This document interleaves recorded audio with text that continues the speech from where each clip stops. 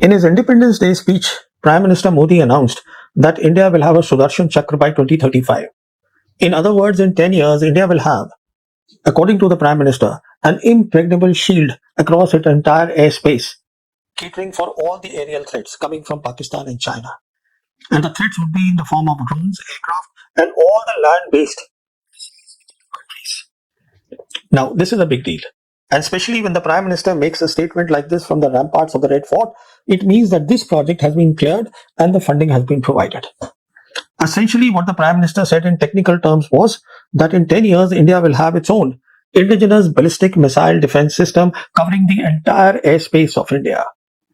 And there is no doubt that this idea to the Prime Minister was given by Dr. Vijay Saraswat. Now, Saraswat was the DRDO chief from 2009 to 2013. And at present, he is the member Niti Aayog. Now, the high point of Saraswat's 4 years tenure as the DRDO chief was to do an excellent public relation work in popularizing the idea of this indigenous ballistic missile defense system, something that he did not initiate. This system was conceived in 1995 by the then DRDO chief Abdul Kalam, but once Kalam retired, his successors just shelved this project till Saraswat came in the chair. And he popularized this project. So the first point to make is that what the Prime Minister announced from the ramparts of the Red Fort is a technology 30 years old. And in those 30 years, the technology has moved rapidly, and more than that, the PLA today is at the cutting edge of modern warfare. This has to be kept in mind. But coming to Saraswat, as I said, he popularized this. He gave so many interviews to the media that he came to be known as the ballistic missile defense man in the media. Now, he met me also for a very longish interview, rather interaction, in February 2010 in his office in the DRDO complex, where for over 2 hours he painstakingly tried to explain me how this whole project, ballistic missile defense, will happen in 2 phases. In phase 1, he said that the DRDO was looking at the hostile missiles from Pakistan with a maximum range of 2,000 kilometers, ballistic missiles. And for this, he said, the interceptors, the missiles which will intercept the hostile missiles, they will be ready by 2011. And the interception of these hostile ballistic missiles will be done at 2 places, one inside the atmosphere and one in space. As many may know that the altitude from ground going up is 100 kilometer is the cutoff line, below 100 kilometer is space, is atmosphere, and over 100 kilometers is space. So this interceptor missiles, he said, the 2 types, they will be ready by 2011, and by 2013, the year he would retire, he said, the entire system would be operationalized. And the entire system means radars of various types, essentially 2 types. One is the long-range tracking radar to track the hostile targets, and the other is the fire control radar. And along with that, the command and control center. So everything would be operationalized by 2013, according to him. And once he has retired, his successor would take on the phase 2 of the project, which is looking at hostile missiles with a range of 5,000 kilometers, essentially those coming from China. Now, when you have more range of the ballistic missile, it means the velocity will be more and the altitude will be much more, which means that the tracking radar needs to do the tracking at a bigger length that is required. So even the interception also will have to be more powerful missiles, the interceptor missiles. And he told me that the interception for this 5,000 kilometers will be done in space at an altitude of 200 kilometers, which means, as I said, the cutoff is 100 kilometers. So 100 kilometers inside space altitude is where the interception would be done. And then he also said that as India acquires satellites and it has AWACS systems, airborne systems, then they will help in tracking.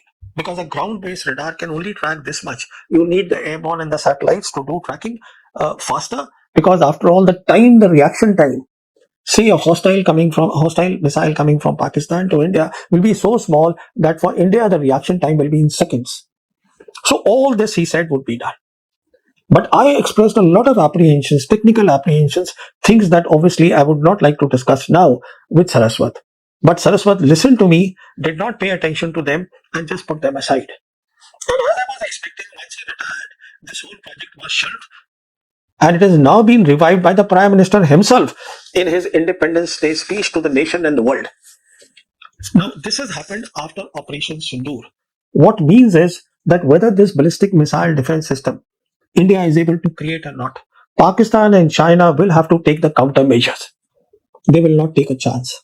China also will not take a chance, because China, we saw in Operation Sindoor, provided all the support to Pakistan, and China has repeatedly said it supports Pakistan's security and sovereignty, and hence it will not see its credibility in the international arena be dented. That will not happen.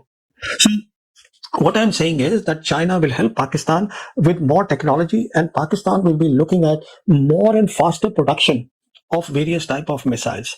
But before I come to that, let me make one point about what we saw in the Israel-Iran war recently. Now, Israel is a very small country and it has that Iron Dome system. Now, you see, it didn't work very well. And in any case, interception cannot be 100% at all. So the point to make is that Israel, with all its capabilities and all the capabilities provided by America in the Iron Dome, if that was not impregnable, I mean, you can well imagine a country like India, which is a subcontinental sized country, how can it have an impregnable and a credible ballistic missile defense system covering the entire airspace? But that besides, as I said, Pakistan will not take its chances. So what I expect, many things will happen now after the announcement of the Prime Minister. One, we heard that the Prime Minister of Pakistan on the eve of the Independence Day speech announced the raising of a new Army Rocket Force Command for the Pakistan Army. And where I said, because it has been now taken, it's on the pattern of the PLA rocket force, it is almost a certainty that it will have under it both the conventional missiles and the nuclear missiles, the vectors. They will be there. So this will become a priority now for Pakistan, raising this fast. This cannot be a slow process. Next, certainly now it can be taken for granted, it will happen, that China will provide Pakistan with hypersonic cruise missiles. And when we say hypersonic cruise missiles, they are a game changer because of their three key characteristics. One is their high speed. We are talking about high speeds much higher than Mach 5, Mach 20. These are the speeds we are talking of, Mach being the speed of sound. Then we are talking of highly maneuverable missiles. What this means is that till they are very close to the target, it will be very difficult to know for interception as to exactly what target are they intending to hit. And the third is that they operate in near space, implying that the altitude from 20 kilometers to 100 kilometers, beyond which I said space starts, it is in 20 and 100 kilometer bracket. It's called near space, and this is where the PLA's hypersonic cruise missiles and hypersonic light vehicles operate.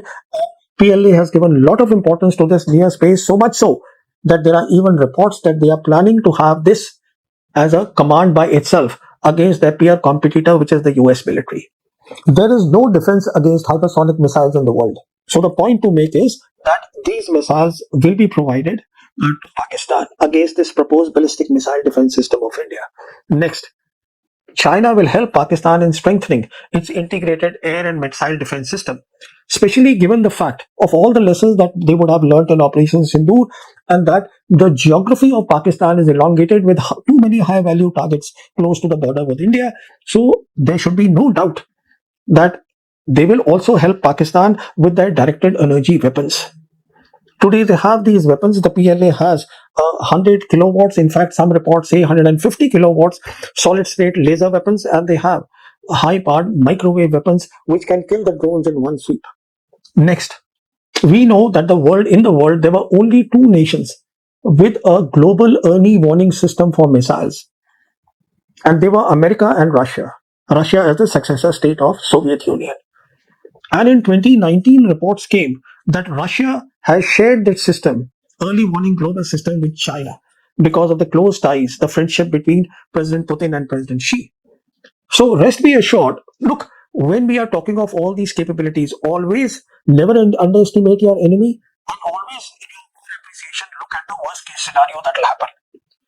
Therefore, be prepared. India should be prepared that much of early warning systems beyond the Bedu system that they already have access to will be provided to the Pakistan military. Next, we saw in Operation Sindoor that the Pakistan military gave a good account of their electronic warfare, advanced electronic warfare, primarily because in April 2020, the PLA helped the Pakistan Air Force set up the Center for Artificial Intelligence. I have no doubts that the next project after electronic warfare of this center will be to have AI in cyber.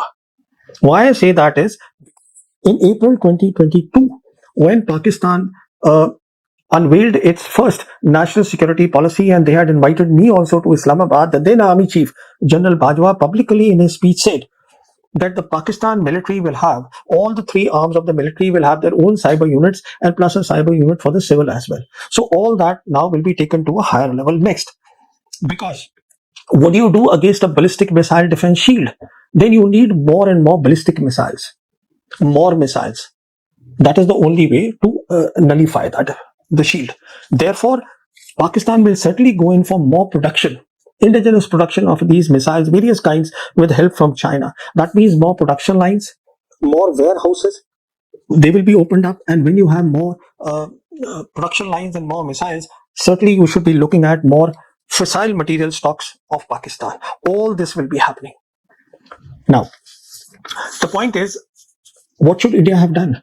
Was it necessary to make an announcement like this, which is technically very, very difficult? Instead, what if India had taken the other option, which is the correct option, and that was to have a layered air defense? That was the right option. And when we talk of a layered air defense, we know that already after the successful performance of S-400, India has approached Russia to get more units of this system. So why not get the Russian help only in having a layered air defense system? S-400 is a long-range air defense system.